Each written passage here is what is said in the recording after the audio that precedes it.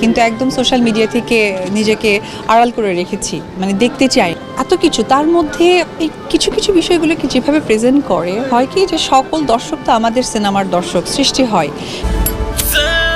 প্রিন্সের হুকুমে শাকিব খানের ট্রেলারের সঙ্গে লঞ্চ করে গেল আইটেম সং, যেখানে দেখা গিয়েছে বলিউডের সেলিব্রিটি নিয়ে আইটেম গানে জমিয়ে নাচ করছে শাকিব খান।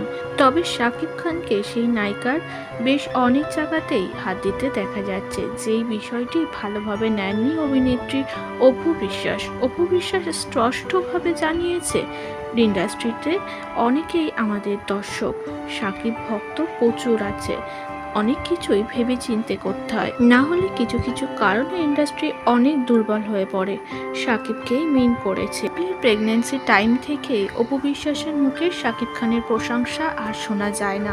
অবশেষে শাকিবের মুভির আইটেম সং নিয়ে অপু বিশ্বাস এক কথায় নিন্দেই জানিয়েছে।